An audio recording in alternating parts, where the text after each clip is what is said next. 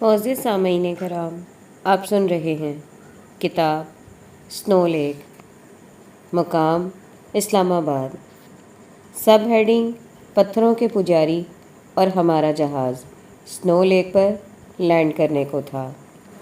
میں نے آج تک اس کی کوئی تصویر نہیں دیکھی تھی، صرف اس کا نام سنا تھا، اس لیے کہ اس تک پہنچنے والے بہت کم تھے۔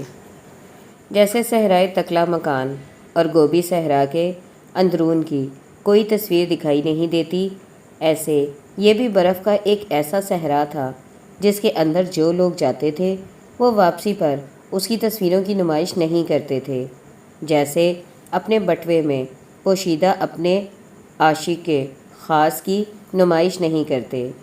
چنانچہ میں نے آج تک کسی کتاب میں، کسی بروشر میں سنو لیک کی تصویر نہیں دیکھی تھی۔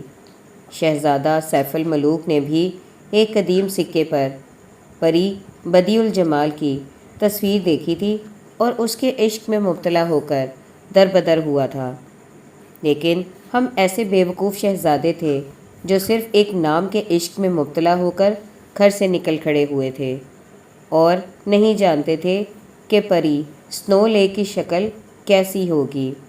ہر کوہ نورد کی مانند ہماری یادداشت بھی از حد کمزور تھی، ہر کوہ نورد کی مانند ہماری یادداشت بھی بے حد کمزور تھی۔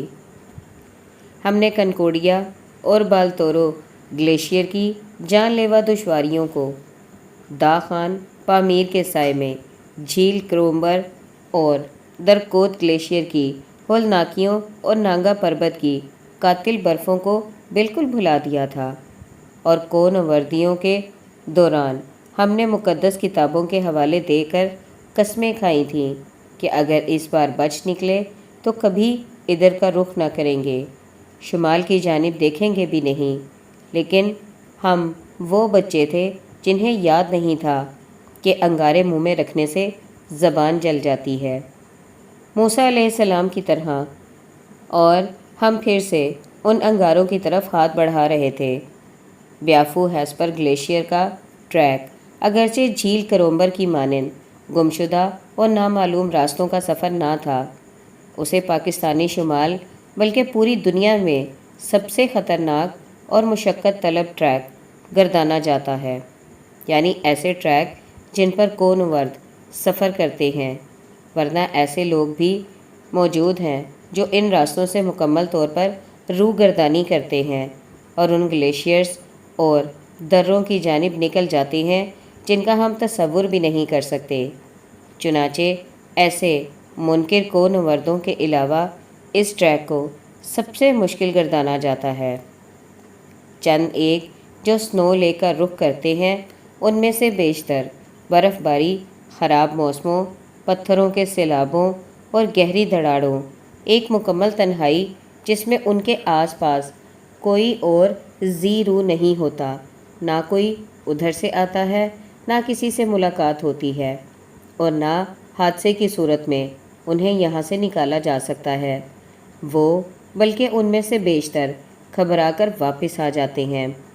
میں نے بہت تلاش کی، بہت سے دروازوں پر دستک دی کہ کوئی ایسا کوہ نورد دستیاب ہو جس نے اس گلیشیئر زنجیر کو عبور کیا ہو، سکولے سے چل کر شمال کے دوسرے سرے پر ہیسپر کے گاؤں میں جا نکلا ہوں اور وہ مجھے گائیڈ کر سکے، لیکن مجھے حسب آرزو کچھ بھی نہ ملا۔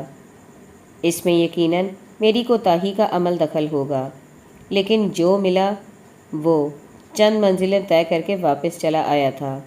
البتہ گائیڈ بکس موجود تھیں، لیکن گائیڈ بکس کی خوبی یہ ہوتی ہے کہ وہ جہنم کو جانے والے ٹریک کو بھی اتنے آسان لفظوں میں بیان کرتی ہیں کہ وہ ممکن نظر آنے لگتا ہے کہ جناب آپ کے پاس جہنم کو جانے کے لیے ایک فائر پروف لباس ہونا چاہیے جو ہر قسم کی آگ کو سہار سکے، راستے میں ایک پل عبور کرنا ہوگا جو اگرچہ بال سے زیادہ باریک ہوگا، لیکن فکر مندی کی کوئی ضرورت نہیں، ذرا سی حاضر دماغی سے اسے کراس کیا جا سکتا ہے۔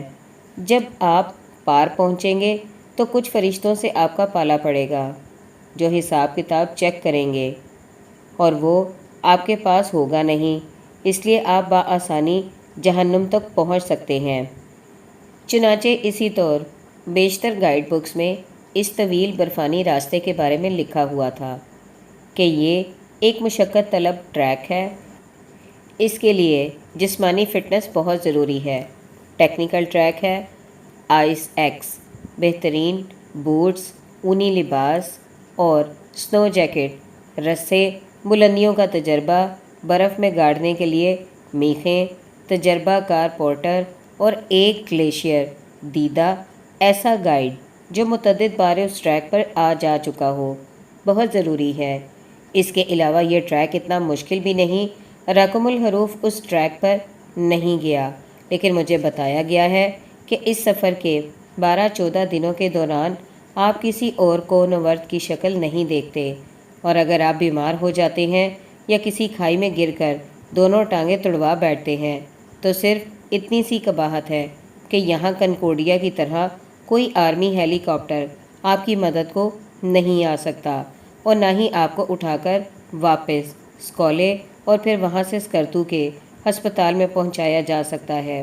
صرف اتنی سی قباحت ہے، ورنہ یہ ٹریک اتنا مشکل نہیں جتنا کہ بتایا جاتا ہے ان گائیڈ بکس میں، اور ظاہر ہے یہ ہر ہدایت نامہ کو نوردو ہمیشہ گوری اقوام لکھتی ہیں، اس لیے کہ ہم اپنے دین کی سربلندی اور نظریہ پاکستان میں اتنے مگن ہیں کہ ہمیں اپنے وطن کو جاننے اور پہچاننے جیسے لغو فعل کے لیے وقت ہی نہیں ملتا۔ اس لیے ہمارے وطن کے جغرافیے کے بارے میں بھی صرف گورا لوگ لکھتے ہیں۔ یہ گورا لوگ اگر یہ لکھتے ہیں کہ آپ فلاں گلیشیئر پر چلتے ہوئے فلاں منزل پر پہنچ کر خیمہ زن ہو سکتے ہیں اور یہ سفر صرف 6 گھنٹے کا ہے، تو یقین کیجئے ان کی ٹانگیں کسی اور میٹیریل سے تیار کردہ ہوتی ہیں جو یوں ہر شے کو پھلانگتی وہاں اتنے کم عرصے میں جا پہنچتی ہیں، ورنہ ہم جیسے شرفا بے شک بھگدڑ مچا دیں، اندھا دھن بھاگتے اور دڑاڑوں کو پھلانگتے چلے جائیں، تب بھی وہ سفر صبح سے لے کر شام تک بامشکل طے ہوگا۔ اس لیے یہ گائیڈ بکس ہمارے لیے نہیں ہیں۔ بہرحال ایک مرتبہ پھر محمد علی چنگیزی نے، جس کی داڑھی میں کہیں کہیں اب اس کے بلتستان کی برفوں کی سفیدی کے آثار نظر آتے تھے، مجھ سے کہا تھا، تارڑ صاحب آپ بس اسکردو پہنچ جائیں، سنو لیک تک پہنچانا ہمارا کام ہے۔ مجھے چنگیزی کے وعدوں کا اعتبار نہ تھا۔ وہ ایک پلتی چابر تھا جو اپنی خوش اخلاقی اور مسکراہٹ سے ہر ایک کا دل مو لیتا تھا۔ میں بریگیڈیئر اکرم جیسے کونورد اور دھیمے مزاج کے شخص پر اگر اعتبار کر سکتا ہوں تو چنگیزی ایک ایسا چارمر ہے جس نے اپنی معصومیت میں ایک کینیڈین دوشیزہ کو یوں محصور کیا تھا کہ وہ اپنی کروڑوں کی جائیداد ترک کر کے ایک نامعلوم غربت زدہ گاؤں میں چنگیزی کی دوسری بیوی بننے کو تیار ہو گئی تھی، کیونکہ وہ اس کے عشق میں تباہ ہو گئی تھی۔ تو میں ایسے جادوگر شخص کے وعدوں کا کیسے اعتبار کرتا؟ لیکن میں نے کر لیا اور اسکردو کا سفر اختیار کر لیا۔ میرے ہمراہ خالد ندیم بھی تھا، بقائے ملتانی بھی تھا، اور 2 نو مولود نوجوان سلمان اور عامر بھی تھے۔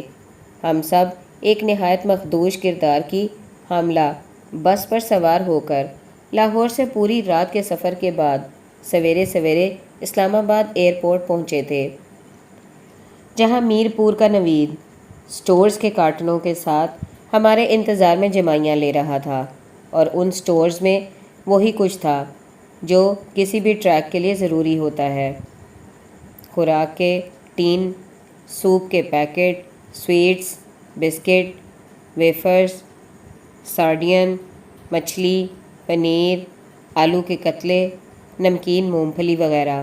اور ہم بہت خوش تھے، بہت خوش اس لیے بھی تھے کہ جب بورڈنگ کارڈ حاصل کرنے کے لیے ہم PIA کے کاؤنٹر پر پہنچے اور سامان چیک ہونے لگا اور ہم بیلٹ پر اپنا سامان دھڑا دھڑ رکھتے گئے، تو ہمارے رک سیکس، خیموں، سامان کے کارٹن، واکنگ سٹکس، کیمروں کے تھیلوں وغیرہ سے اس بیلٹ پر ٹریفک جیم ہو گیا، اور PIA کے اہلکار کی وہ مسکراہٹ جو اس نے مجھے خوش آمدید کہنے کے لیے چہرے پر سجائی تھی، رفتہ رفتہ بجھتی گئی۔ تارڑ صاحب، اتنا زیادہ سامان تو نہیں جا سکتا، ہم اس کا کرایہ ادا کریں گے۔ اسکردو فلائٹ میں کارگو کی اجازت نہیں، یہ سامان آپ کو ہائی روڈ اسکردو بھجوانا ہوگا۔ سوری۔ ایک طویل منت سماجت اور چاپلوسی کا سیشن شروع ہو گیا، اور جانے اس کے دل میں کیا نیکی آئی کہ وہ تمام تر سرکاری بندھن بھول گیا اور ہمارے اس بے تحاشا سامان کو جانے دیا۔ ہم بہت خوش تھے کہ صرف ہم بلکہ ہمارا بے تحاشا سامان بھی ہوا کے دوش پر سوار پون گھنٹے میں اسکردو پہنچنے کو ہے۔ ہاں، آج ایک ایسا ہی دن تھا۔ ہم سنو لیک جا رہے تھے، لیکن عامر ہمارے گروپ میں نہیں تھا، جس نے کوروفون میں مجھ سے سنو لیک پر جانے کا وعدہ لیا تھا۔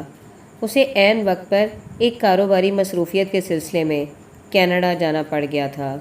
ڈاکٹر عمر کی ٹانگ ابھی تک کوہستانی بلندیوں کو سہارنے کے قابل نہیں ہوئی تھی۔ میاں صاحب اگرچہ شدید خواہش رکھتے تھے، لیکن کسی نامعلوم بیماری کے باعث ان کے دونوں پاؤں اس حد تک سوج گئے تھے کہ انہیں چلنے پھرنے میں بھی دشواری محسوس ہوتی تھی۔ وقت اور نصیب کسی لمحے میں بھی کسی کو زیر کر سکتا ہے۔ ڈاکٹر عمر جیسا رانا نوجوان موٹر سائیکل کے حادثے کی وجہ سے، میاں صاحب جیسا چست بدن شخص اور چلنے پھرنے سے لاچار ہے۔ بس یہی وقت ہے اور یہی نصیب ہے جو زیر کر لیتا ہے، اور ہمیں بھی نہیں معلوم تھا ہم میں سے کون اس کا اگلا شکار ہوگا۔ لیکن اس سے پیشتر کہ وقت ہمیں گھیرے میں لے لے، نصیب ہمیں بے بس کر دے، ہم سنو لیک کی طرف سفر کر رہے تھے۔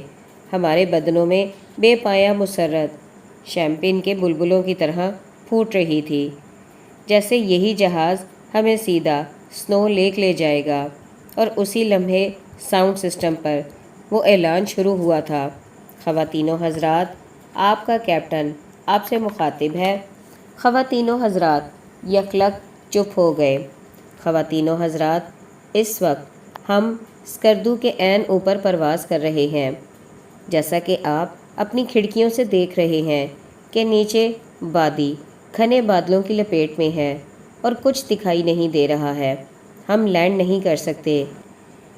مجھے بے حد افسوس ہے، لیکن ہمیں اسلام آباد واپس جانا پڑے گا۔ جیٹ انجنوں کی آواز یکدم بلند ہو گئی۔ جہاز کے اندر ایک سکوت مرگ تھا۔ سب لوگ رکے ہوئے، جیسے ساکت تصویریں ہوں جن میں صرف آنکھیں تھیں جو زندہ تھیں، اور ان میں پریشانی کی چنگاریاں پھوٹتی تھیں۔ جو ہاتھ جہاز سے اترنے کے لیے اپنا سامان سنبھال رہے تھے، وہ بھی وہیں ساکت۔ جس نے کچھ کھانے کے لیے منہ کھولا تھا، منہ کھلا کا کھلا، مسکراہٹ جس کی جہاں تھی وہیں منجمد، جیسے مسافروں پر افسوں پھونک دیا گیا ہو۔ پھر یکدم سب کے سب بولنے لگے، اپنی اپنی بولیوں میں بولنے لگے، شور مچ گیا۔ پھر کچھ چپ ہو گئے تو انہوں نے سنا کہ دوسرے کیا کہہ رہے ہیں۔ کوئی کچھ بھی نہیں کہہ رہا تھا، صرف بے یقینی اور شدت غم سے نڈال ماتم کر رہا تھا۔ پرندے اپنے گھونسلوں میں نہیں اتر سکتے تھے اور بے بسی سے پھڑ پھڑا رہے تھے کہ نیچے موسم کا شکاری اپنے بادل جال پھیلائے انہیں اترنے سے روکتا تھا۔ پھر سبھی مسافر ایک مرتبہ پھر چپ ہو گئے۔ ہم جب اسلام آباد سے نکلے تھے تو موسم مناسب تھا۔ مرگلا کی پہاڑیوں پر کہیں کہیں زیبائشی سے بادل تھے۔ ایبٹ آباد کے اوپر آئے تو نیچے جو بادل تھے وہ ذرا ابلتے ہوئے محسوس ہوئے، اور اس کے بعد نہ ہم نے جھیل سیف الملوک کے نیل پیالے کو دیکھا، نہ نانگا پربت دیکھی، اور نہ ہی دریائے سندھ کی کمر کے بل کھاتے فیتے پر نظر کی، اس لیے کہ ہر شے بادلوں کے نرگے میں تھی۔ وہ ابلتے ہوئے جہاز کی کھڑکیوں تک آتے تھے اور سفید بھوتوں کی طرح چھانکتے تھے اور ہمارے چہروں پر پریشانی پھونکتے تھے، لیکن ہم نے کبوتر کی طرح آنکھیں بند رکھیں اور نہیں بادلوں کی یہ بلی نہیں ہے، اسکردو پر مطلع صاف ہوگا۔ یہاں بادل ہے تو وہاں یقیناً دھوپ ہوگی، ہم لینڈ کر جائیں گے۔ لیکن ہم اپنے آپ کو بیوقوف بناتے تھے اور دل کی گہرائیوں میں خوب جانتے تھے کہ اگر ادھر اتنے گھنے بادل ہیں تو ادھر گھٹا ٹوپ بادل ہوں گے۔ ہم خوب جانتے تھے کہ اسکردو کی وادی کے اوپر اگر جہاز کے چوہے کو ایک چھوٹی سی بادل بلی نظر آ جائے اور بے شک ساری وادی دھوپ سے نہائی ہوئی ہو، تب بھی یہ دم دبا کر اسلام آباد واپس چلا جاتا ہے۔ اور آج تو جمگٹے ایسے تھے جیسے دنیا بھر کے بادلوں کا کوئی تبلیغی اجتماع ہو رہا ہو۔ خواتین و حضرات، برائے مہربانی اپنے حفاظتی بند باندھ لیجئے، ہم اسلام آباد کے بین الاقوامی ہوائی اڈے پر اترنے والے ہیں۔ ٹیم اسلام آباد۔